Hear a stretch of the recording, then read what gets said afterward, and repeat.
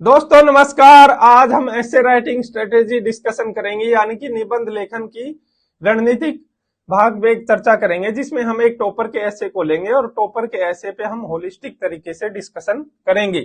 इस वीडियो में हम क्या क्या चीजें डिस्कस करेंगे कि इस टॉपर के ऐसे में क्या अच्छी बातें थी, इसके अलावा इसमें क्या सुधार की गुंजाइश है, और इसमें जो अच्छी बातें हैं वो आप अपने निबंध लेखन में कैसे शामिल कर सकते हो। उसके लिए आपको क्या करना पड़ेगा, किस तरह से आपको प्रैक्टिस करनी है, किस तरह से वो चीजें आप अपनी आदत में अपने लेखन में शामिल कर सको। तो ये सारी चीजें हम डिस्कस करने वाले हैं। ये वीडियो काफी इंपॉर्टेंट होने वाला है।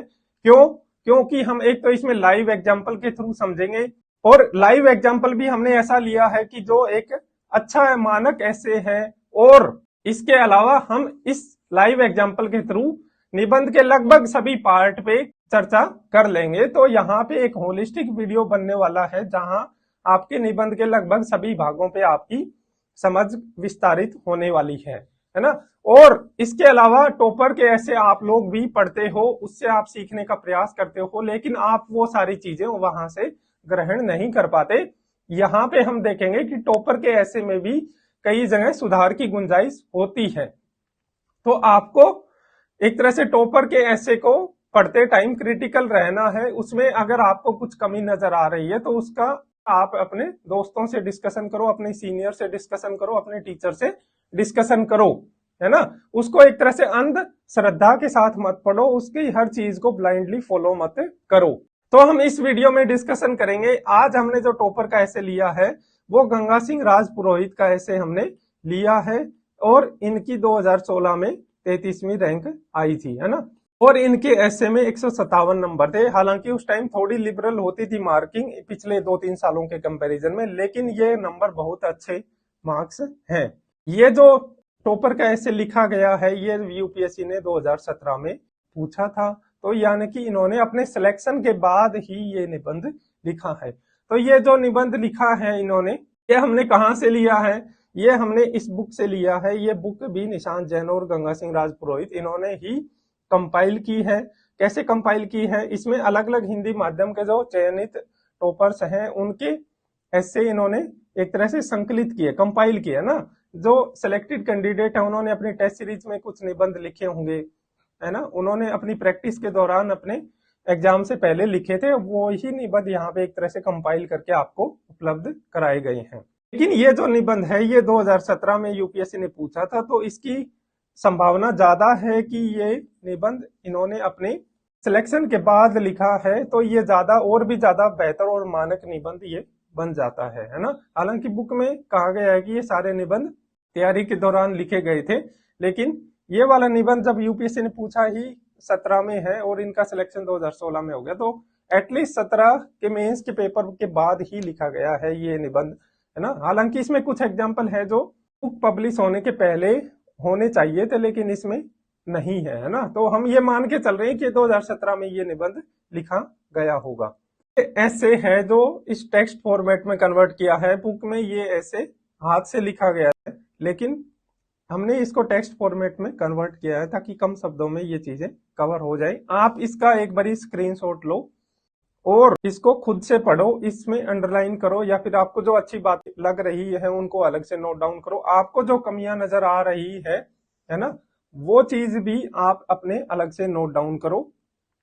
और फिर हम भी इसके ऊपर डिस्कशन करेंगे कि इसमें क्या क्या अच्छी चीजें हैं, क्या क्या इसमें सुधार की गुंजाइश है ना। और फिर आप उससे अपना मिलान कर सकते हो कि आप जो सोच रहे थे वो ठीक था या नहीं था, है ना। आप कितनी अच्छाइयों को पकड़ पाए, आप कितनी कमियों को पहचान पाए, तो वो चीजें हम यहाँ पे करेंगे। आप इस वीडियो को पॉज करो और ये निबंध पढ़ो। आप इसके स्क्रीनशॉट ले लो। इसके 5 पेज हैं। ये पहला पेज है, ये दूसरा पेज है, आप इसका स्क्रीनशॉट ले लो। ये तीसरा पेज है, ये चौथा पेज है, और ये 5वां पेज है। ये टोटल ऐसे है। आप इसके स्क्रीनशॉट लेके इसको वीडियो को पॉज करके और आप इसको पढ़ो, है ना। पढ़ के और एक नोटबुक में अपनी चीजें लिस्ट डाउन करो। अब हम क्या करते हैं, अब हम खुद से भी इस निबंध को पढ़ लेते हैं। एक बारी मैं आपके लिए पढ़ देता हूं, और जो चीजें मैं अंडरलाइन कर रहा हूं वो चीजें आप एक तरह से ध्यान देते रहना, उन चीजों पे हम बात आएंगे। एक तरह से अभी एक बारी इसको पढ़ लेते हैं। कहा जाता है कि दुनिया में एक ही चीज परिवर्तनीय है, वह है परिवर्तन। इसी अपरिवर्तनीय परिवर्तन ने मानव समाज को आदिम युग से लेकर आज 21वीं सदी की भोर तक का सफर करवाया है, जहां मानव ने पहिए के आविष्कार से लेकर मोबाइल के चमत्कार तक की तकनीकी प्रगति की सुनहरी यात्रा तय की है। तकनीकी उत्थान के इन विभिन्न स्वरूपों में से एक है सोशल मीडिया, जो आजकल वैश्विक विमर्श का प्रमुख विषय बन गया है। दरअसल सोशल मीडिया इंटरनेट के माध्यम से परस्पर जुड़ी हुई एक काल्पनिक दुनिया है। इस काल्पनिक जगत में विभिन्न मंचों फेसबुक, ट्विटर, इंस्टाग्राम, यूट्यूब आदि पर लोग परस्पर अपने विचार अभिव्यक्त करते हैं, तस्वीरों को साझा करते हैं, सामूहिक चर्चा में भाग ले सकते हैं। चर्चाओं के इस दौर में इस माध्यम को लेकर विमर्श का विषय यह है, क्या माध्यम अपने आप में स्वार्थपरायण है? इस मुद्दे पर सोशल मीडिया की स्वार्थपरायणता को आंकलित करने के लिए विभिन्न पहलुओं पर विचार विमर्श करना होगा। यह जानना होगा कि मीडिया का यह माध्यम किस प्रकार उभर कर सामने आया, इसके कितने आयाम हैं, उनका क्या स्वरूप है, क्या यह है स्वार्थ पूर्ति का थोथा माध्यम भर है या बहुआयामी बदलाव की क्रांति का सशक्त मंच। तो ये आपको समझ आया होगा कि ये भूमिका थी, है ना। ये इंट्रोडक्शन है इस एस्से का। अब आते हैं नेक्स्ट। अत्यंत तीव्र गति से हो रहे बदलाव के इस दौर में सोशल मीडिया की स्वार्थपरायणता को जानने समझने के लिए हमें कुछ इस प्रकार के प्रश्नों की तह में जाने की आवश्यकता है। अगर हम इस दिशा में विचार करें कि यह माध्यम किस प्रकार स्वार्थपरायण है, मुद्दे के विभिन्न पहलू सामने आते हैं। हम देखते हैं कि लोगों के लिए दुनिया एक हथेली भर की मशीन में सिमटती जा रही है। इसके परिणाम स्वरूप परस्पर संवाद कम हुआ है, संवेदनाएं क्षीण हुई है। इंसान वास्तविक संसार की बजाय कल्पना लोक में ज्यादा जी रहा है। कोमल उंगलियों के चलन से इमोजी की दुनिया में सटीक इमोजी खोजने में व्यस्त अपनों से दूर होना इंसान की हकीकत बनती जा रही है। आभासी दुनिया के झूठे संसार में मनुष्य का विचरण अंतहीन बनता जा रहा है। अफवाहों से लबरेज मिथ्या आंकड़ों से भरपूर यह माध्यम थोथे स्वार्थ सिद्ध करने का जरिया बनता जा रहा है। एक सर्वेक्षण के मुताबिक संपूर्ण विश्व में धार्मिक भाषाई उन्माद बढ़ाने, आमजन को गुमराह करने, मूल्यों में गिरावट लाने, संस्कारों को पतन का रास्ता दिखाना भी इस माध्यम का स्वार्थीपन दिखाता है। इन स्वार्थपरायण निगाहों एवं नकारात्मक इरादों के परिणाम स्वरूप ही अश्लील उत्तेजित विचार बड़ी तेजी से प्रसारित हो रहे हैं। ये स्वार्थी निगाहें यही नहीं रुकती। मनोरंजन की अति का पर्याय बन चुके लोग स्वार्थी इरादों की नाव इसी सोशल मीडिया रूपी समुद्र में चलाते हैं। ये लोग जो लाइक्स और कमेंट के नशे में हैं, ये अपने नशे की पूर्ति के लिए निकृष्ट विषय वस्तु को पोस्ट करने से भी परहेज नहीं करते। यह परिघटना स्वार्थपरायणता का दिया एक शुद्धतम उदाहरण है। इसके साथ साथ अपने कुत्सित इरादों को पूर्ण करने के लिए किसी व्यक्ति, संप्रदाय, संगठन या संस्थान आदि को दुष्प्रचारित करना भी स्वार्थों की एक घटिया परत के रूप में सामने आता है। लेकिन पूरी तस्वीर को जानने के लिए हमें सिक्के के दूसरे पहलू पर भी आना होगा। हम देखते हैं कि सोशल मीडिया के प्लेटफॉर्म ने बेजुबानों को आवाज दी, गुमनाम प्रतिभाओं को तराशा है। आजकल प्रत्येक प्रयोगकर्ता एक मीडिया कर्मी बन गया है। इसे अपनी प्रतिभा के प्रदर्शन के लिए किसी सहारे की आवश्यकता नहीं है। सोशल मीडिया ने विश्व पटल पर सभी विचारधाराओं से हमारा परिचय करवाया। मस्तिष्क की समृद्धि व्यक्तित्व के चहुमुखी विकास के लिए अत्यंत जरूरी है। कंपनियों को अपने उत्पादों का विज्ञापन बेरोजगार युवा रोजगार की तलाश इसी प्लेटफॉर्म पर कर रहे हैं। उचित अवसरों की जानकारी प्राप्त करने, अपनी कला के प्रदर्शन करने के सर्वश्रेष्ठ विकल्प के रूप में सोशल मीडिया ने अपनी पहचान स्थापित की। इतना ही नहीं, यह माध्यम प्लेटफॉर्म भर नहीं है, अपितु समाज की दशा एवं दिशा तय करने वाली विज्ञान की शक्ति है, जो स्वरूप में इतनी ताकतवर है कि इसने बदतर शासन व्यवस्था को उखाड़ फेंका। इसका सर्वश्रेष्ठ उदाहरण अरब स्प्रिंग है, जहां सोशल मीडिया के सहारे जालिम शासकों के जुल्म के खिलाफ लड़ाई लड़ी गई, जिससे वहां लोकतंत्रात्मक शासन व्यवस्था की राह आसान हुई। अभिव्यक्ति सच्ची स्वतंत्रता को स्थापित करने का श्रेय इसे दिया जा सकता है। यहाँ तो इस माध्यम में कोई दोष नहीं दिखता। स्वार्थपरायणता की बजाय सर्वजन हिताय की भावना मजबूत होती दिखाई देती है। सर्वजन सुखाय हमें वहां दिखा जहां ट्विटर के जरिए आमजन ने रेल मंत्रालय एवं विदेश मंत्रालय से जुड़ी समस्याओं का त्वरित समाधान हासिल किया ना। आंकड़े इस बात की गवाही देते हैं कि व्यक्तित्व के विकास, व्यवसाय के विस्तार, कला के प्रदर्शन, प्रतिभा के निखार में सोशल मीडिया ने उत्प्रेरक की भूमिका निभाई है। मणिपुर में तकरीबन 100 किलोमीटर तक की सड़क का निर्माण जन सहभागिता बढ़ाने की अद्वितीय मिसाल है। हाल में विभिन्न आपदाओं का मजबूती से सामना करने में सोशल मीडिया अत्यंत सहायक सिद्ध हुआ है। प्रधानमंत्री राहत कोष में अपना उचित सहयोग प्रदान करने की सफल कोशिश भी सोशल मीडिया का एक स्वर्णिम पहलू है। भांति भांति के इन तमाम उदाहरणों में सोशल मीडिया ने अपनी महती भूमिका अदा की है। इस सकारात्मक नकारात्मक पहलुओं की भिड़ंत ने ही इस सवाल को जन्म दिया है कि क्या सोशल मीडिया अपने आप में स्वार्थपरायण है।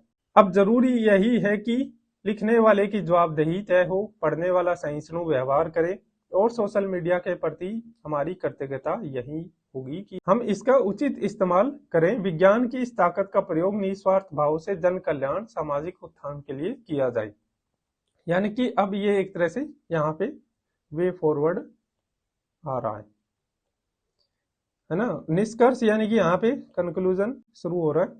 निष्कर्ष स्वरूप यही कहना चाहूंगा कि चाहे कला का कोई चमत्कार हो, है ना, ये काफी इंपॉर्टेंट है, हम इस पे चीज आएंगे, और विज्ञान की कोई ताकत हो, ये अपने आप में न तो स्वार्थपरायण होते हैं न ही निस्वार्थ।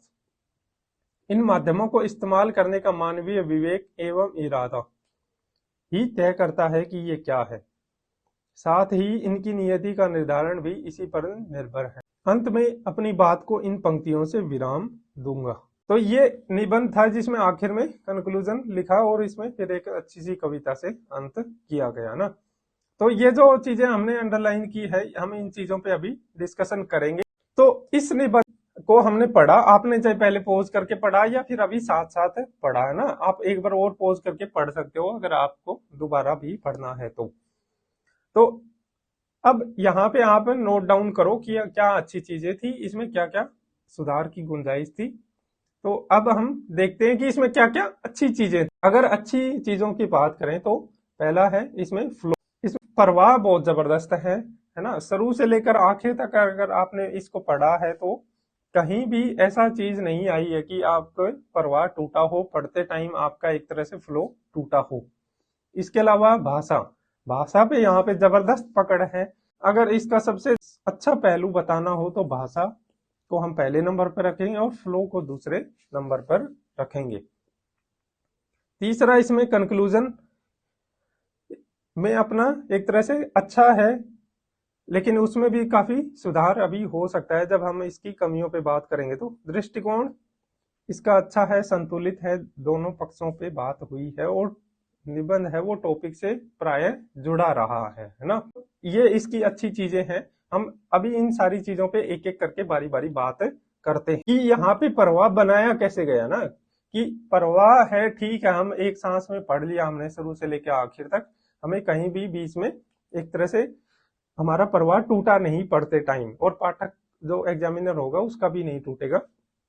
लेकिन ये प्रवाह बनाया कैसे गया है ना, तो ये चीज किस तरह से करी गई है कि तार्किक और सुनिश्चित कर्म, है ना। यहाँ पे जो भी डायमेंशन है, जो भी आयाम है, जो भी एक तरह से तर्क दिए गए हैं, उनका एक क्रम है, उनका ऑर्डर है, वो निश्चित है, लॉजिकल है ना। तो लॉजिकल जब आपके तर्कों का, आयामों का ऑर्डर होगा तो उससे आपकी प्रवाह बनेगा, है ना। तो इसलिए जब भी आप रूपरेखा बनाओ तो रूपरेखा बनाते समय आपने जो भी डायमेंशन बनाई है, ये डायमेंशन लिखनी है। हर डायमेंशन के भीतर आप जो आर्ग्यूमेंट बना रहे हो वो आर्ग्यूमेंट आप एक तरह से अच्छे से पहले ही लिस्ट डाउन कर लो, आप किस ऑर्डर में लिख रहे हो ना। जब आप इस तरह से प्रैक्टिस करोगे तो धीरे धीरे ये चीजें आपकी आदत में आ जाएगी और फिर आपको उतनी डिटेल में रूपरेखा नहीं बनानी पड़ेगी। जैसे इसमें शुरुआत में सोशल मीडिया के नकारात्मक पक्ष को बताया गया और उस नकारात्मक पक्ष में भी चीजों को एक ऑर्डर में बताया गया है ना। जब सोशल मीडिया की पॉजिटिव बातें हो रही है तो एज ए प्लेटफॉर्म यहाँ पे बात हो रही है ना, प्लेटफॉर्म के रूप में सोशल मीडिया किस तरह से पॉजिटिव चीजें कर रहा है ना। और फिर यहाँ पे एज ए पावर, कि विज्ञान की शक्ति के रूप में, यानी कि सोशल मीडिया के कितना पावरफुल है। तो प्लेटफॉर्म के रूप में जो चीजें थी वो एक जगह लिखी गई है, फिर पावर के रूप में कि कैसे वो लोकतंत्र को बढ़ावा देता है, अभिव्यक्ति की आजादी, है ना, सर्वजन हिताय सर्वजन सुखाय। तो चीजों में एक ऑर्डर है, ये नहीं कि एक लाइन में आप प्लेटफॉर्म की बात कर रहे हो और फिर दूसरी लाइन में आप पावर, शक्ति, विज्ञान की शक्ति के रूप में उसकी बात कर रहे हो और फिर से आप प्लेटफॉर्म वाले पे आ जाते हो। तो ये चीजें प्रवाह को तोड़ती है। आपका पैराग्राफ एक ही चीज को अगर एड्रेस करेगा तो वो प्रवाह को बनाने में सहायक होगा। ठीक है, तो ये अच्छी चीज है। आप इसमें देखोगे हर एक पैराग्राफ में एक ही आइडिया के अराउंड या एक ही तर्क पे बात होती है, फिर दूसरी चीज पे आता है नेक्स्ट पैराग्राफ। अब दूसरी जो चीज है प्रवाह बनाने में जिसने सहायता की है वो है कनेक्टिंग लाइन और कनेक्टिंग वर्ड। वो कनेक्टिंग लाइन और कनेक्टिंग वर्ड कहाँ पे है, जैसे ये देखो, इन स्वार्थपरायण निगाहों एवं नकारात्मक इरादों के, है ना, तो यहाँ पे स्वार्थपरायण निगाहों से अपनी बात एक तरह से खत्म की गई है। अगले पैराग्राफ की जो पहली लाइन है वो कनेक्टिंग लाइन है, पिछले पैराग्राफ से जोड़ रही है कि ये स्वार्थी निगाहें यही नहीं रुकती। तो यानी कि यहाँ पे भी स्वार्थी निगाहों की बात हो रही थी और उसी बात को और आगे बढ़ाया जा रहा है कि वो चीजें वहीं नहीं रुकती, और भी बहुत काफी इसमें कमियां हैं। तो इस तरह से कनेक्टिंग वर्ड, कनेक्टिंग लाइन, है ना, जैसे यहाँ पे डायमेंशन चेंज हुआ तो डायमेंशन चेंज हुआ तो ये लाइन कनेक्ट कर रही है पिछले डायमेंशन और अगले डायमेंशन के बीच में पुल का काम कर रही है ना, कि लेकिन तस्वीर को पूरी तरह से जानने के लिए, लेकिन पूरी तस्वीर को जानने समझने के लिए हमें सिक्के के दूसरे पहलू पर भी आना पड़ेगा ना। इस तरह से मतलब यहाँ पे चीज बताई गई है कि हम पहली डायमेंशन से अब दूसरी डायमेंशन पे बात करेंगे। अभी तक हम स्वार्थीपन की बात कर रहे थे, हम अब इसके पॉजिटिव एस्पेक्ट पे आने वाले हैं, है ना। तो यहाँ पे इस तरह से डायमेंशन को एक तरह से जब ट्रांसफर हुआ है तो वो ट्रांजिशन काफी स्मूथ बन गया, उससे प्रवाह नहीं टूटता, प्रवाह अच्छा बन जाता है। ठीक है, तो इस तरह से ये चीजें, जैसे यहाँ पे जो चीजें बात की गई है यहाँ तक, ये यहाँ पे फिर एक सर्वेक्षण के मुताबिक ये एक तरह से उस चीज को प्रूव करने वाली है ना। तो ये चीज इस तरह से लॉजिकल फ्लो है, ऑर्डर है और कनेक्ट है सभी पैराग्राफ आपस में।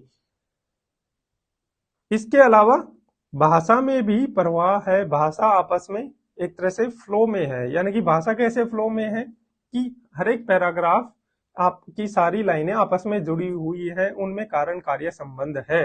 ये नहीं है कि एक लाइन कुछ चीज बात कर रही है, दूसरी लाइन कुछ और कर रही है। जैसे अभी हमने डिस्कस किया था कि एक पैराग्राफ में अगर बात हो रही है तो प्लेटफॉर्म के रूप में सोशल मीडिया क्या रोल प्ले कर रहा है, पॉजिटिव रोल, वो चीज हुई। फिर उसकी पावर के रूप में कि वो कैसे शक्तिशाली माध्यम भी है, कैसे वो शक्ति है जिसका उपयोग हम कर सकते हैं, फिर वहां पे उस तरह से बातें हुई है। तो जो लाइनें हैं पैराग्राफ की वो भी आपस में जुड़ी हुई है। अब आते हैं इसमें दूसरा जो सशक्त पहलू था वो भाषा है ना। तो इसमें क्या है कि भाषा को मोबिलाइज्ड किया गया है। भाषा इतनी पावरफुल होती है कि अगर आपने भाषा पे आपकी पकड़ अच्छी है तो आप अपनी सारी कमियों को एक तरह से छिपा सकते हो उस अच्छी भाषा के माध्यम से, और एग्जामिनर को वो चीजें महसूस नहीं होगी। यहाँ पे जैसे एक मूवी याद आ रही है कि जिसमें चर्चिल के ऊपर एक मूवी है द डार्केस्ट आवर, उसमें चर्चिल ने आखिरी में एक स्पीच दी थी और उस स्पीच के माध्यम से अपनी पार्टी में जो विरोधी पक्ष थे, जो हिटलर से संधि करने की का दबाव बना रहे थे चर्चिल के ऊपर, है ना, कि भाई हम समर्थन वापस ले लेंगे अगर आप संधि नहीं करोगे हिटलर मुसोलिनी के साथ। तो चर्चिल उसके अगेंस्ट थे। तो आखिरी में उन्होंने जो भाषण दिया कि हम आखिर तक लड़ेंगे और चाहे हम जो भी हो जाए हम सरेंडर नहीं करेंगे।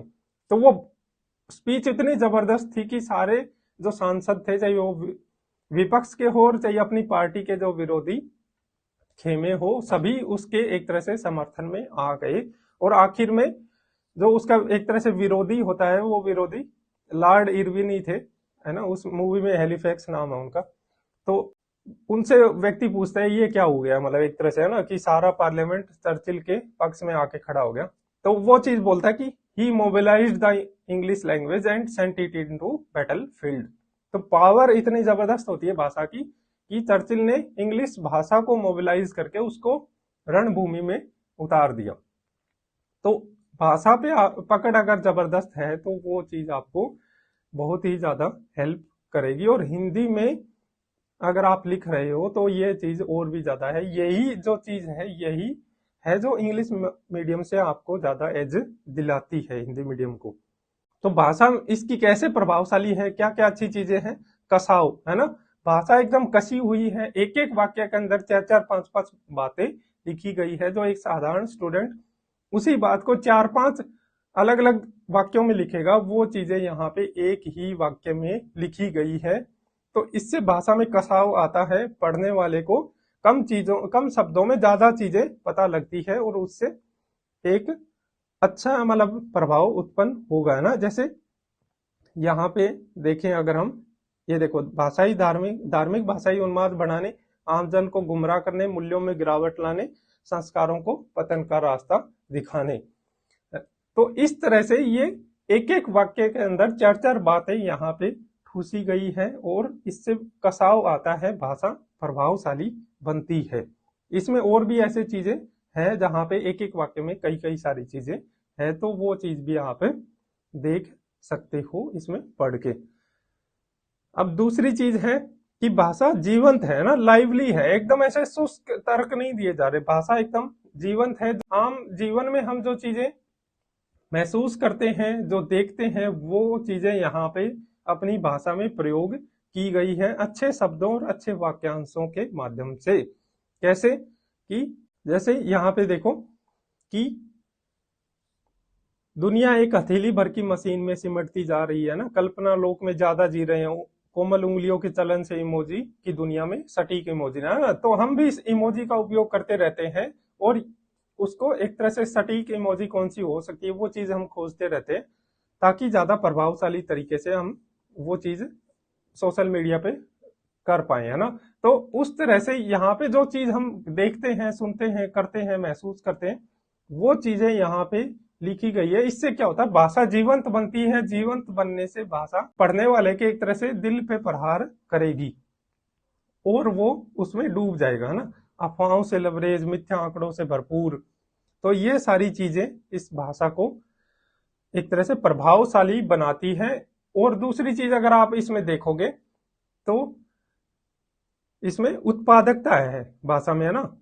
उत्पादकता कैसे है, एक तो इसमें अच्छी वोकेबलरी का यूज किया गया है ना, जैसे कुत्सित इरादे, स्वार्थी निगाहें, है ना, मस्तिष्क की समृद्धि, व्यक्तित्व के चहुमुखी विकास, ये सारी चीजें यहाँ पे बहुत अच्छे शब्दों का उपयोग करा गया है। शब्दों का रिपीटिशन नहीं है लगभग, और जब भी उस शब्द को दोबारा यूज करना है तो उसके पर्यायवाची का इस्तेमाल किया गया है। तो अच्छी वोकेबलरी भी भाषा को प्रभावी और उत्पादक बनाती है। इसके अलावा भाषा की उत्पादकता का यहाँ पे एक उदाहरण और हम देख सकते हैं, जैसे व्यक्तित्व के विकास, व्यवसाय के विस्तार, कला के प्रदर्शन, प्रतिभा की निखार, है ना। तो यहाँ पे सभी चीजें आपस में कैसे जुड़ी हुई है ना, व्यक्तित्व का तो विकास ही होगा, है ना, व्यवसाय का विस्तार होगा, कला का प्रदर्शन ही होगा और प्रतिभा का निखार होगा ना। तो एक साधारण कोई व्यक्ति लिखता ना, तो ये व्यक्तित्व, व्यवसाय, कला और प्रतिभा के एक तरह से सुधार में सोशल मीडिया ने उत्प्रेरक की भूमिका निभाई है ना। तो इस तरह से लिखता साधारण कोई, लेकिन यहाँ पे व्यक्तित्व के विकास, व्यवसाय के विस्तार, कला के प्रदर्शन, प्रतिभा के निखार, हर चीज के लिए व्यक्तित्व, व्यवसाय, कला, प्रदर्शन, तो हर एक इस शब्द के लिए जो अच्छा शब्द इसके साथ जुड़ना चाहिए वो जोड़ के भाषा को ज्यादा उत्पादक, ज्यादा प्रोडक्टिव बनाया गया है। तो इस निबंध का सबसे सशक्त पहलू यही है ना। भाषा इसकी इतनी जबरदस्त है कि पढ़ने वाला शुरुआत से लेके आखिर तक पढ़ता चला जाएगा और वो इसमें एक तरह से डूब जाएगा। इसका जो वातावरण बना है उस वातावरण में पढ़ने वाला खो जाएगा और वो आखिर तक उस एक तरह से जो कमियां हैं वो उतनी महसूस नहीं होगी, और यही कारण है कि इसमें अच्छे नंबर मिलने की संभावना ज्यादा है। अगली जो इसमें अच्छी चीज है वो है टॉपिक से जुड़ाव, है ना। शुरू से लेके आखिर तक सोशल मीडिया और उसकी स्वार्थीपन की बातें हुई है। जब पॉजिटिव बातें हुई है तो फिर वहां पे पॉजिटिव बातें सोशल मीडिया के बारे में बताई है जो स्वार्थीपन के विरुद्ध जाती है ना। तो सभी आयामों में, सभी पैराग्राफ में निबंध है वो अपने टॉपिक से जुड़ा रहा है। इस चीज से भी प्रवाह एक तरह से बनता है, ये भी फ्लो बनाने में हेल्प करती है। जब आप जो लिख रहे हो, हर एक वाक्य, हर एक पैराग्राफ, हर एक डायमेंशन जब टॉपिक से जुड़ेगी तो वहां भी फ्लो बनेगा। कंक्लूजन में क्या अच्छाई है, कंक्लूजन में अपना स्टैंड यहाँ पे क्लियर किया गया है कि एक तरह से वो क्या सोचते हैं ना। यहाँ पे तो पूछा गया था कि सोशल मीडिया अंतर्निहित रूप से स्वार्थपरायण है, तो लिखने वाला क्या सोच रहा है, उसने जो जितनी सारी चर्चा की, उस चर्चा के बाद वो किस कंक्लूजन पे पहुंचा, उसने अपना स्टैंड यहाँ पे क्लियर किया है कि कोई भी चीज हो, है ना, वो कला हो या विज्ञान हो, वो अपने आप में ना तो स्वार्थी होती है ना ही निस्वार्थ, है ना, वो तो उपयोगकर्ता के ऊपर है। तो यहाँ पे इस तरह से अपना स्टैंड क्लियर करके बताया गया है। तो ये चीज यहाँ पे कंक्लूजन की अच्छी बात है। और कंक्लूजन के आखिर में जो कविता का उपयोग किया है कि व्यक्ति अगर स्वार्थी नहीं होगा तो कितना अच्छा होगा, उस तरह से वो काफी पॉजिटिव है ना, एक अच्छा मैसेज, सकारात्मक संदेश देती है। तो कविता से अंत करना वो भी एक इसका अच्छा पहलू है। दृष्टिकोण इसमें संतुलित रहा है, सिर्फ सोशल मीडिया के नेगेटिव एस्पेक्ट पे बात नहीं हुई है, उसके पॉजिटिव एस्पेक्ट पे भी बात हुई है। तो ये चीजें इसको संतुलित बनाती है, इसको अच्छा बनाती है। तो ये हमने इस निबंध की अच्छी बातें देखी। तो भाषा कितनी जबरदस्त है और प्रवाह भी बहुत अच्छा है, तो उस वजह से यहाँ पे निबंध में नंबर अच्छे मिलने की संभावना काफी बढ़ जाती है। अब आते हैं इस निबंध की कमियों के ऊपर, कहां कहां इस निबंध में सुधार हो सकता था। इससे भी हमारे कई सारी डायमेंशन पे अंडरस्टैंडिंग ज्यादा बेहतर बनेगी। तो पहली जो इसमें कमी आपने भी महसूस की होगी, अगर आपने वो ब्रेनस्टॉर्मिंग वाला वीडियो देखा है कि ब्रेनस्टॉर्मिंग कैसे करें, ये जो वीडियो हमने बनाया था, तो उसमें भी हमने डिस्कस की थी कि वाई, है ना, वाई वाला एस्पेक्ट है वो निबंध का सबसे महत्वपूर्ण डायमेंशन बनेगा और हर निबंध में ये बनेगा कि क्यों, कि वो चीज क्यों हो रही है। तो यहाँ पे ये वाई वाला एस्पेक्ट उतना अच्छे से एड्रेस नहीं किया गया। इसके अलावा इसमें एग्जाम्पल कम है और इसके डायमेंशन भी और ज्यादा बेहतर हो सकते थे। इसके अलावा इसमें भूमिका में भी कुछ कमियां हैं, वो हम डिस्कस करेंगे। कविताओं और उदाहरणों का उपयोग काफी कम हुआ है, कोटेशन तो कोई आई नहीं है, कविता एक आखिर में आई है। वे फॉरवर्ड और कंक्लूजन में भी काफी कुछ सुधार करना चाहिए, वो ज्यादा होलिस्टिक और व्यापक बन सकते हैं। इसके अलावा इसमें मिसिंग फॉलो अप वाला एरर है, ये भी एक इसमें गलती है।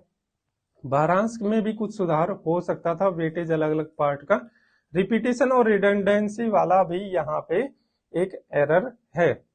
और आखिर में हम बात करेंगे कि क्या इसे तुलनात्मक शैली में लिखा जा सकता था। तो यह 8-9 इसमें जगह है, चीजें हैं जहां हम सुधार कर सकते थे और इससे आपको काफी कुछ सीखने को मिलेगा, है ना। तो अब हम आते हैं इसके पहले पार्ट के ऊपर कि वाई, है ना, वाई वाले चीज के ऊपर कि ये वाला पार्ट यहाँ पे एड्रेस नहीं हुआ ढंग से, है ना। तो हमने पहले भी डिस्कस किया था कि वाई वाला, है ना, कि क्यों वो चीज जो हो रही है, सोशल मीडिया को हम स्वार्थपरायण कह रहे हैं, तो क्यों कह रहे हैं ना, क्यों, कोई तो कारण होंगे उसके पीछे, हमें उन कारणों की पड़ताल यहाँ पे होनी चाहिए। यहाँ पे जो निबंध में जो बातें हुई है वो हाउ वाले पार्ट पे ज्यादा हुई है कि कैसे, है ना, कैसे स्वार्थीपन का यूज होता है और कैसे वो पॉजिटिव चीजों में यूज होता है। अगर आप ये निबंध किसी को दे दो और टाइटल इसका एक तरह से मत लिखो और आप बोलो कि ये निबंध पढ़ के इसका कोई टाइटल दो, तो ज्यादा संभावना यही है कि पढ़ने वाला इसका टाइटल यही बनाएगा कि सोशल मीडिया का प्रयोग एक वरदान या फिर एक अभिशाप, है ना, या सोशल मीडिया के प्रयोग के सकारात्मक और नकारात्मक परिणाम।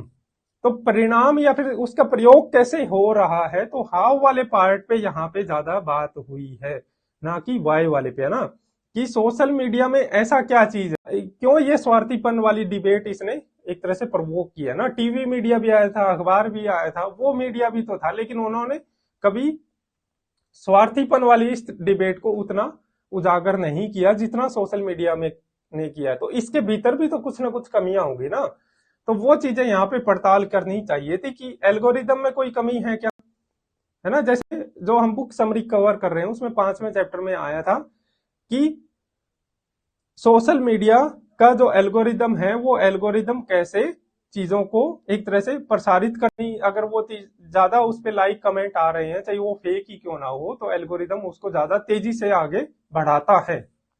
तो वो कारण यहाँ पे पड़ताल होने चाहिए थे। यहाँ पे बिजनेस मॉडल की बात होनी चाहिए थी कि इन सोशल मीडिया प्लेटफॉर्म का जो बिजनेस मॉडल है वो यही है कि वो इसके यूजर्स का ध्यान आकर्षित करे, अटेंशन ग्रैब करे और फिर उस अटेंशन को बेच दे विज्ञापन के बाजार में। तो ये चीज भी यहाँ पे हाईलाइट की जानी चाहिए थी कि सोशल मीडिया कैसे इको चैम्बर बनाता है। इसके अलावा सोशल मीडिया पर अनामिता वाला जो गुण है कि उस वजह से लोग फेक अकाउंट बना के भी चीजों को एक तरह से ट्रोल करते रहते हैं, ट्रोल आर्मी काम करती रहती है।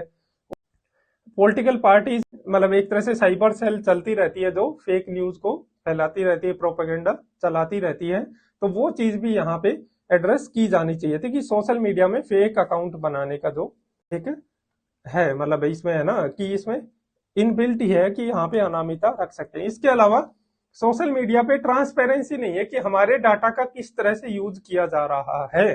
तो वो ट्रांसपेरेंसी नहीं होने के कारण भी कि कैसे पोस्ट को, किस पोस्ट को वायरल किया जा रहा है कि नहीं किया जा रहा, वो चीज यहाँ पे एड्रेस नहीं की गई। इसके अलावा सोशल मीडिया के प्लेटफॉर्म में क्या कमियां हैं उसके एल्गोरिदम में, बिजनेस मॉडल में, उसके अलावा हमें ये चीज भी एड्रेस करनी चाहिए थी कि क्या मानव के स्वभाव में कुछ ऐसी चीज है ना, जैसे होब्स बोलते हैं कि मानव स्वार्थी है जन्म से। तो मानव अगर जन्म से स्वार्थी है तो क्या मानव के स्वभाव में कुछ ऐसी चीजें थी जो चीज उभारने के लिए, जिसको बाहर लाने के लिए सोशल मीडिया ने एक उपयुक्त परिस्थितियां उत्पन्न की, है ना। तो वो चीज भी यहाँ पे एड्रेस की जानी चाहिए थी कि मानव का स्वभाव स्वार्थी है, वो हर चीज को अपने फायदे के लिए इस्तेमाल करना चाहता है और सोशल मीडिया ने उसके लिए वो अनुकूल परिस्थितियां उत्पन्न कर दी। तो इन दोनों एस्पेक्ट को अच्छे से डिटेल में 1.5-2 पेज में कवर किया जाना चाहिए था। इस वाई वाले एस्पेक्ट पे होना चाहिए था। निबंध में हाव वाले कि कैसे है ना, किस प्रकार ये चीज स्वार्थीपन को दिखाती है, वो चीज दिखाया गया ना। तो ये चीज इस ऐसे एक तरह से पहली कमी है जहां पे इंप्रूव होना चाहिए। तो आप भी जब टॉपर्स के ऐसे पढ़ो तो आप ये चीज भी ढूंढने की कोशिश करो कि उसमें वाई वाला एस्पेक्ट हुआ है कि नहीं, उसमें एनालिसिस हुआ है कि नहीं, वो डिस्क्रिप्टिव है या एनालिटिकल है। तो इसलिए यहाँ पे डिमांड भी उतनी अच्छे से पूरी नहीं हुई। यहाँ पे सही टाइटल अगर इस ऐसे को दिया जाएगा तो ये होगा कि सोशल मीडिया के प्रयोग के सकारात्मक और नकारात्मक परिणाम। ठीक है, तो अब दूसरे पार्ट पे आते हैं कि भूमिका में क्या कमी है। भूमिका के ऊपर हमने डिटेल में 2 वीडियो बनाई थी, उसमें हमने ये भी देखा था कि भूमिका लिखते समय आप क्या गलती करते हो ना। 3C वाली गलती हमने देखी थी, कंटेक्स्ट की, कंप्लीटनेस की और क्रिएटिविटी की। कंप्लीटनेस के भीतर भी हमने 2 गलतियां देखी थी। तो यहाँ पे अगर हम भूमिका को देखें तो भूमिका पढ़ के अगर आपने ये चीज पकड़ पाए हैं तो काफी अच्छा है। ये पहला पेज है, ये भूमिका है ना। तो यहाँ पे अगर आप देखो तो इसमें परिवर्तन से शुरू किया गया ना कि परिवर्तन ही एकमात्र स्थायी चीज है, उस तरह से। और मानव ने पहिए का आविष्कार किया, फिर मोबाइल का चमत्कार, तकनीकी प्रगति, इस तरह से सोशल मीडिया तक पहुंचा गया है ना, बात को शुरू करके। इस टाइटल को अगर आप पढ़ो तो इसमें कहीं भी परिवर्तन की बात नहीं हो रही है ना।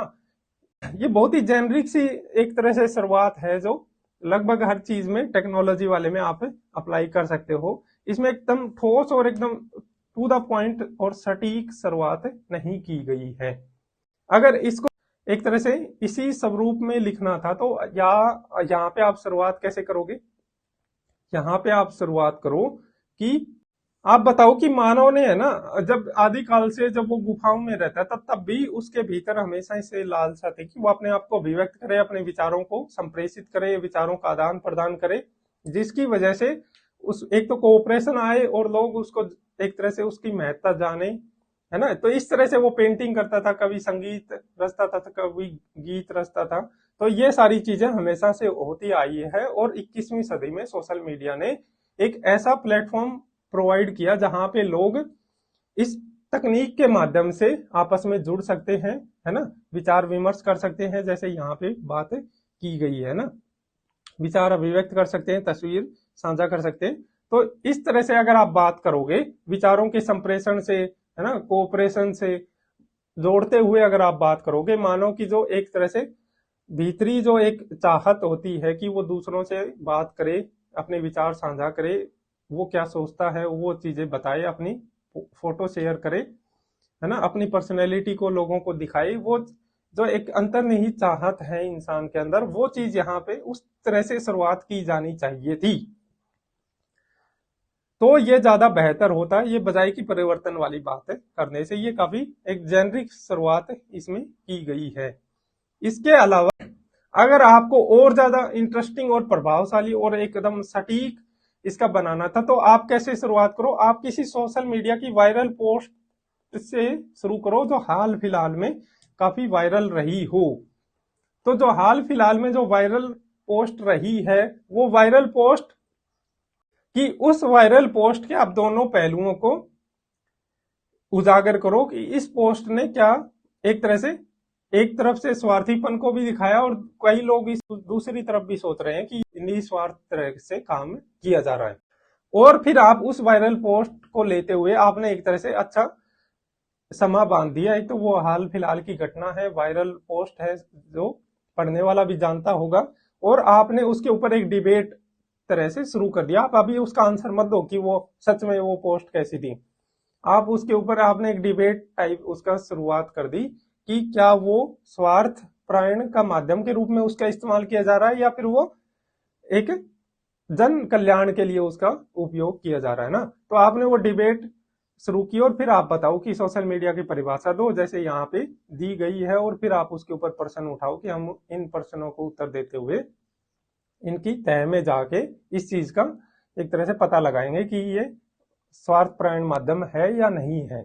तो इस तरह से अगर आप शुरुआत करोगे तो और ज्यादा प्रभावशाली तरीके से आप अच्छा से भूमिका बना पाओगे। तो इसमें हुक है वो ज्यादा आपका रोचक बनेगा और ज्यादा सटीक आपका हुक इसमें बन पाएगा। तो ये इसकी भूमिका में कमी थी, जो दूसरी ज्यादा बड़ी कमी है जिसपे सुधार होना चाहिए। तीसरा है लॉजिकल इनकंसिस्टेंसी, अनरिजॉल्व्ड क्वेरी या मिसिंग फॉलोअप वाला एरर।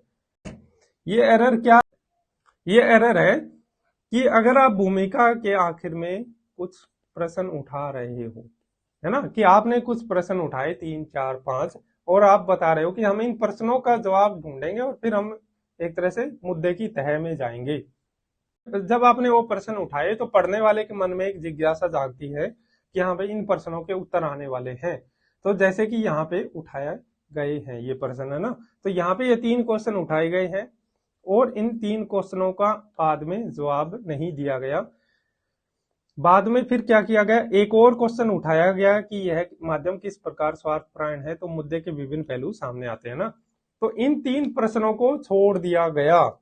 तो ये चीज यहाँ पे मिसिंग फॉलो अप वाला एरर क्रिएट करती है। अगर आप अपनी भूमिका में कुछ क्वेश्चन रेज कर रहे हो तो अपने मेन बॉडी में उनको एड्रेस करो, उनको लिखो। अगर आपने वो क्वेश्चन उठाए और उनका जवाब नहीं दे रहे हो तो ये चीज मिसिंग फॉलो अप वाला एरर लाएगी और एग्जामिनर सोचेगा कि जो क्वेश्चन उठाए गए थे उनका उत्तर तो मिल ही नहीं रहा पढ़ते टाइम, है ना। तो ये चीज भी आपको पहचाननी है टॉपर के ऐसे पढ़ते टाइम कि आप जब निबंध लिखो तो ये गलती आपको नहीं करनी कि आपने पहले क्वेश्चन उठाए और बाद में उनको पूरी तरह से छोड़ दिया, उनकी उपेक्षा करके आप अपनी अलग ही धुन में शुरू हो गई। तो ये चीज आपको नहीं करनी। अब चौथी कमी पे आते हैं इसमें कि उदाहरण और डायमेंशन, है ना। इसमें उदाहरण बहुत कम है, एक वैश्विक उदाहरण है, 2 या 3 इंडिया के उदाहरण है ना। तो वैश्विक और भारत के उदाहरणों में एक तरह से बैलेंस होना चाहिए।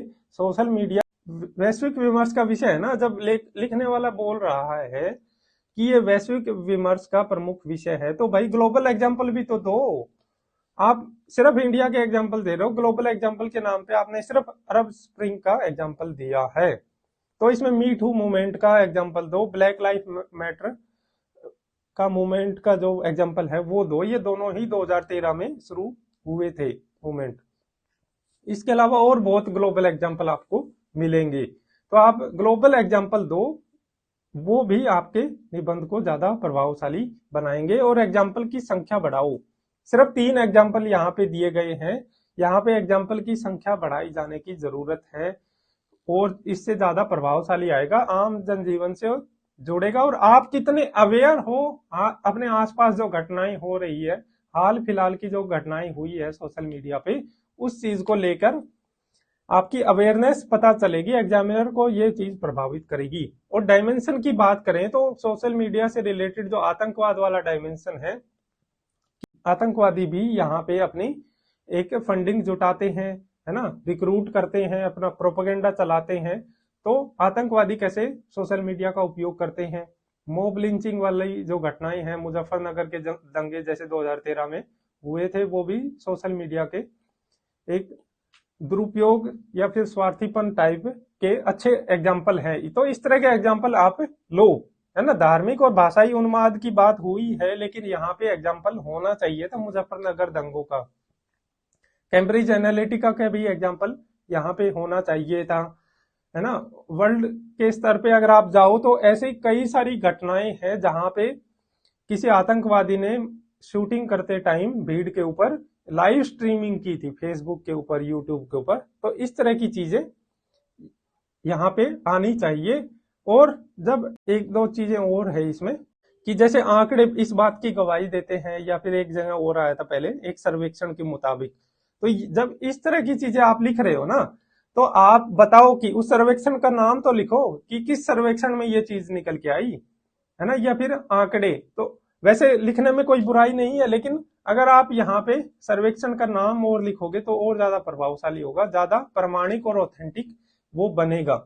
तो ये बेशक ये छोटी छोटी गलतियां हैं, लेकिन छोटी छोटी गलतियां अगर कई सारी मिल जाएगी तो वो बहुत बड़ा बन जाएगी, है ना, तो वो बहुत बड़ा परिवर्तन लेके आएगी।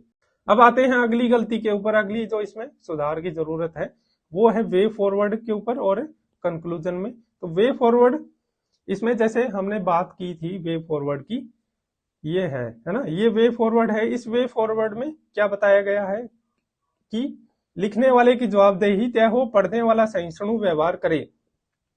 बस इतना ही यहाँ पे एक तरह से वे फॉरवर्ड बताया गया है।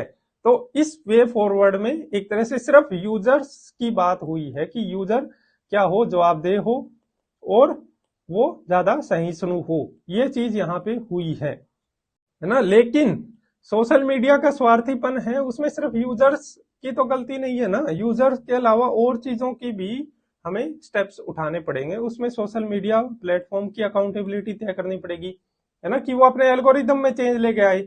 वो कोई न्यूज फेक है नहीं है, वो प्रोपेगेंडा है, तो उस चीज की जांच सोशल मीडिया एल्गोरिदम खुद करे। वो एल्गोरिदम ये नहीं हो कि बिना जांचे परखे उस फेक न्यूज को एक तरह से प्रसारित कर दिया सिर्फ इसलिए कि लोग लाइक और कमेंट कर रहे हैं। तो यहाँ पे सोशल मीडिया प्लेटफॉर्म की अकाउंटेबिलिटी तय होनी चाहिए।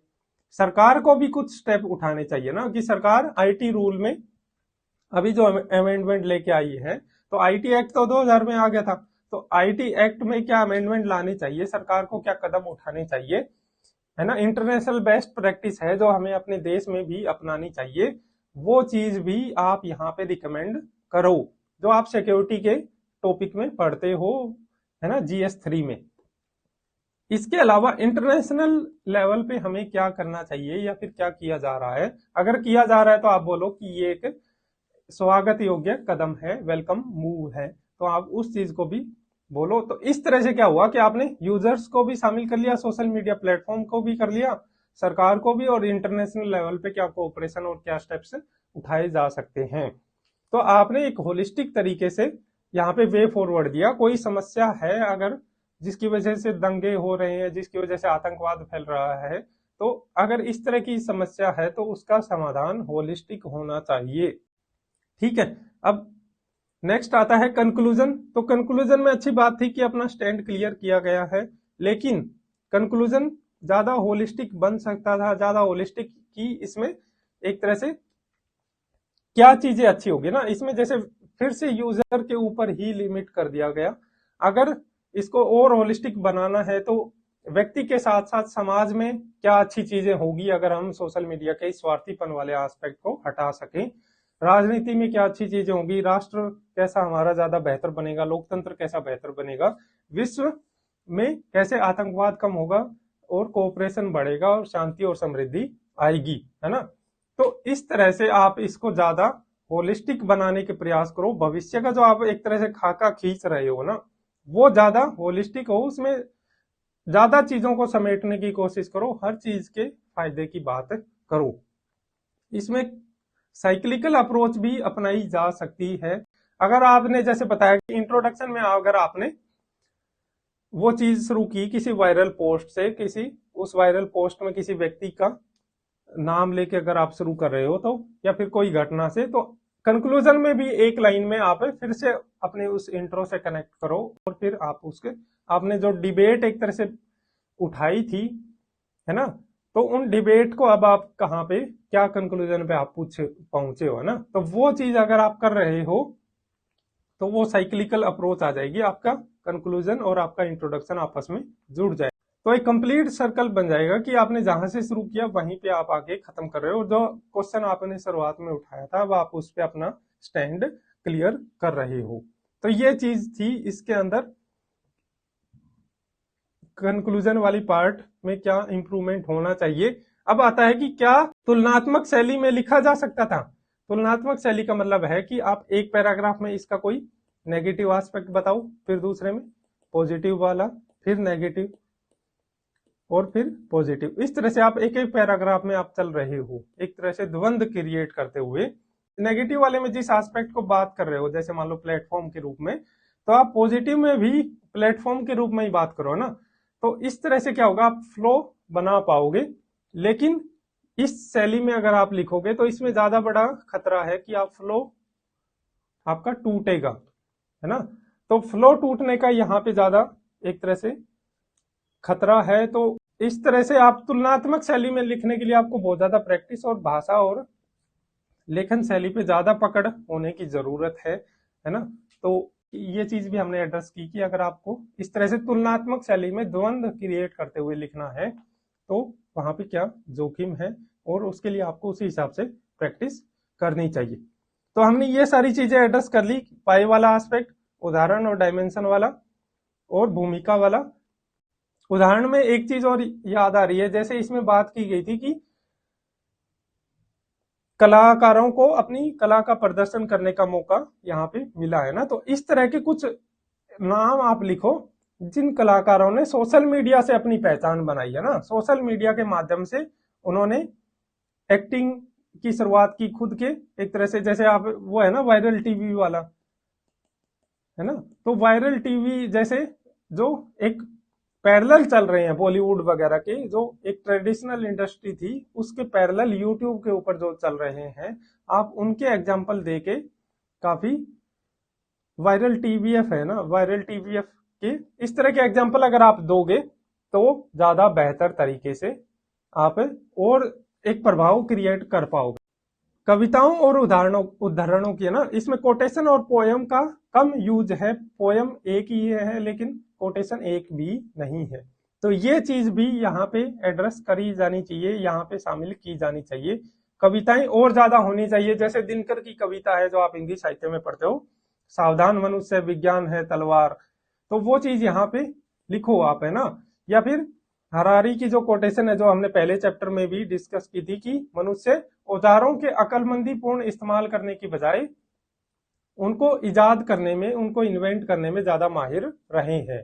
तो इस तरह की चीजें, अच्छी कोटेशन, सोशल मीडिया के ऊपर अच्छी कविताएं आप यूज करो, लिखो। कविता लिखने से क्या होगा कि आप एक तरह से भावनाओं का तड़का लगाओ।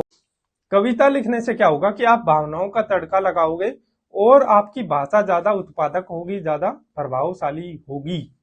तो ये चीज आप जरूर जरूर शामिल करो। हिंदी माध्यम के अभ्यर्थी के पास यही तो एक एडवांटेज है, कविताओं और का यूज करके उसमें भावनाओं का तड़का लगाना, उसमें इमोशंस को उभारना। अब इसमें वे फॉरवर्ड कंक्लूजन ये हमने डिस्कस कर लिया, मिसिंग फॉलो अप वाला एरर ये डिस्कस कर लिया, रिपीटेशन और रेडेंसी ये डिस्कस करना है। भारांश वाला एस्पेक्ट, इसमें क्या हो सकता था कि अगर सोशल मीडिया के स्वार्थ प्रायण माध्यम है, इस पे बात हो रही है, तो ये वाला एस्पेक्ट थोड़ा ज्यादा डिटेल में हो सकता था। अगर हम वाई वाले एस्पेक्ट पे लिख देते ना कि वाई क्यों है ना, तो उसी से ये चीज और एड्रेस हो जाती। तो ये चीज आपको करनी है। वाई वाले एस्पेक्ट अगर आप लिख देते हो तो उस स्वार्थीपन वाले चीज के ऊपर ज्यादा भारांश अपने आप आ जाएगा। तो ये चीज थोड़ी सी 60-40 टाइप इसमें रख सकते थे आप इसका भारांश, बजाय कि 50-50 करने के। तुलनात्मक शैली वाला हमने देख लिया। रिपीटेशन और रिडंडेंसी ये एक इसमें एक दो जगह है जो चीज आपको नहीं करनी। तो रिपीटेशन इसमें कहाँ हुआ है, जैसे ये चीज देखो, इस मुद्दे पर सोशल मीडिया की स्वार्थपरायणता को आकलित करने के लिए हमें विभिन्न पहलुओं पर विचार विमर्श करना होगा। ये लाइन है। अब देखो यहाँ पे सोशल मीडिया की स्वार्थपरायणता को जानने समझने के लिए हमें कुछ इस प्रकार के प्रश्नों की तह में जाने की आवश्यकता है। तो इस तरह से एक ही बात को दो बार लिखा गया है ना। तो बेशक पढ़ते टाइम ये फील नहीं होगी, लेकिन आपको ये चीजें अपनी निबंध लिखते समय ध्यान रखनी है। आप ये चीजें और भी ज्यादा करते हो जो अभी शुरुआती स्टेज में है निबंध लिखने के। तो इस तरह से लाइनें रिपीट नहीं करनी। जो बात एक लाइन में ऑब्वियस हो गई है, आपने कन्वे कर दी है, उस बात को दोबारा से दूसरे शब्दों में या फिर सेंटेंस को घुमा के लिखने की जरूरत नहीं है। इससे भाषा में कसाव है वो कमजोर होता है ना। एग्जामिनर एक तरह से उससे इरिटेट हो सकता है कि वही चीज फिर से क्यों लिखी जा रही है। तो ये इसमें 8-9 चीजें थी जो सुधार होने की संभावना थी। इससे हमने निबंध के लगभग हर डायमेंशन को टच कर दिया है ना। Intro, conclusion, main body, dimension, brainstorming, repetition और है ना कविता, उदाहरण, वे फॉरवर्ड, ये सारी चीजें हमने करी है। तो इससे एक तरह से होलिस्टिक ये हमारा वीडियो बन गया। बेशक ये लंबा हो गया, लेकिन इसमें आपको आपकी समझ को ज्यादा बेहतर बनाने में मदद मिलेगी और आपका स्किल आप ज्यादा बेहतर एक तरह से इंप्रूव कर पाओगे इसमें। अब आते हैं कि इसका जो सशक्त पहलू था भाषा वाला ना, तो आप वैसी भाषा दक्षता कैसे लाएं, कैसे आप अपनी भाषा को इतना इफेक्टिव और प्रभावशाली बना पाएं। तो इसके लिए आप अच्छा पढ़ें। आप टॉपर के निबंध पढ़ सकते हो। उन टॉपर के निबंध में क्या अच्छे वाक्यांश, अच्छे शब्द यूज किए गए हैं, आप उसको पढ़ो। पढ़ने के बाद चाहे आप न्यूज़पेपर पढ़ो, कोई मैगजीन पढ़ो, आप डेली अपने एक नोटबुक, जैसे हमने कंटेंट के लिए जो नोटबुक बना रखा है उसमें आप भाषा के लिए कुछ अलग खंड रख सकते हो 15-20 पेज के लिए, और वहां पे आप अच्छे वाक्य, अच्छे सेंटेंस आप लिखो है ना। उनको एक तरह से शामिल करते रहो, रिवाइज करते रहो, और जब भी आप प्रैक्टिस करो तो आप उनको शामिल अपने लेखन में शामिल करने का प्रयास करो। इसके अलावा भाषा ऐसी चीज है जो आपको 1-2 दिन में या 1-2 हफ्तों में पकड़ में नहीं आती। इसके लिए लंबा अभ्यास चाहिए और एक तरह से कॉन्शियसनेस, सचेत प्रयास आपको करने पड़ेंगे, कॉन्शियस एफर्ट लगाने पड़ेंगे। तो आप ये इंतजार मत करो कि आप 15 दिन में एक निबंध लिखोगे तो ये जो आप अच्छी भाषा आप लिख लोगे। उसके लिए आप क्या करो, आप डेली 1 या 2 पेज लिखो किसी टॉपिक के ऊपर। आप किसी बोतल पे लिखो, अपने बुक नाम का कोई टॉपिक ले लिया, आत्मा ले ली, ईश्वर ले लिया है ना, शरीर ले लिया, मन ले लिया, इस तरह से कोई भी टॉपिक उठा लो, दीवार ले ली है ना, छत ले ली, तो उस टॉपिक को लो। या फिर आप डायरी राइटिंग करते हो तो उससे भी आपको मदद मिलेगी। तो आप 1 या 2 पेज लिखो और क्रिएटिव तरीके से लिखने का प्रयास करो है ना। एक कंडेंस फॉर्म में जितनी कसी हुई भाषा लिख सकते हो उतना लिखने का प्रयास करो। जो आपने लिखा है उसके ऊपर रिफॉर्म करने का प्रयास करो कि आपने ये जो 2 पैराग्राफ लिखे हैं, इन 2 पैराग्राफ को और कैसे कंडेंस कर सकते हो। आपने जो 5 लाइनें लिखी है, इस 5 लाइनों को आप, यही बात को आप 2 लाइन में कैसे समेट सकते हो, वो अभ्यास आप डेली आधा घंटा करो। इससे आपकी भाषा पे पकड़ बनेगी, तभी आप इतनी कसी हुई और इतनी एक तरह से प्रोडक्टिव भाषा आप लिख पाओगे। तो भाषा के लिए कोई शॉर्टकट नहीं है, भाषा आपको डेली उस पे टाइम देना पड़ेगा, और जब आप डेली उसके ऊपर एफर्ट लगाओगे तब भाषा आपके आदत में आएगी। तो ये चीज आप कर सकते हो। आप जो 15 दिन में एक निबंध हम अपने टेलीग्राम चैनल पे लिखते हैं, उसमें भी आपको सुबह से लेकर शाम तक का टाइम इसलिए दिया जाता है ताकि आप अच्छा निबंध लिख के सबमिट करो। तो आप ये ना हो कि आप एक बार ही लिखा और उसको सबमिट कर दिया। आप अपने निबंध को लिखो, उसका ड्राफ्ट बनाओ, उसको 3 बार लिखो, 4 बार लिखो, जब तक आप एक तरह से सेटिस्फाई नहीं हो जाओ कि इसमें भाषा अच्छी है, प्रवाह अच्छा है ना, कसी हुई भाषा है, तो आप उसको लिखो, 2 बार लिखो, 3 बार लिखो। प्रैक्टिस का यही तो मतलब है, ये नहीं है कि आपने एक ऐसे लिखा और उसको सबमिट कर दिया। आप पहले खुद को तो आंकलित करो, जब आप खुद सेटिस्फाई हो जाओ कि हाँ अच्छा लिखा है, भाषा अच्छी है मेरी, तब आप उसको सबमिट करो। तो आप 3 बार 4 बार आप लिखो, जब आपको फीडबैक मिल जाए तो उसके बाद फिर और लिखो उसको एक बार और। तो इस तरह से आप अपनी भाषा पे पकड़ बना सकते हो। टॉपर की कॉपी को और कैसे इस्तेमाल करता है वो चीजें हमने देखी भी हैं, एक बारी और डिटेल में इस पे वीडियो बनाया जा सकता है। तो हम फिर कभी इस पे और ज्यादा डिटेल में कि टॉपर की कॉपी को आपको कैसे इस्तेमाल करना है, उससे कैसे चीजें निकालनी है, कैसे उसे अपने लेखन में शामिल करना है, अपनी तैयारी को बेहतर बनाना है, ये चीजें हम फिर कभी डिस्कस कर लेंगे किसी दिन वीडियो बना के, है ना। तो ये आज का हमारा डिस्कशन था। और इस पे अगर आपकी कोई डाउट हो तो आप टेलीग्राम चैनल पे पूछ सकते हो, यहाँ पे भी, यूट्यूब पे भी कमेंट कर सकते हो। और ये वीडियो आपको कैसा लगा आप इसके फीडबैक जरूर देना कमेंट करके, और इसको शेयर करना। Thank you very much.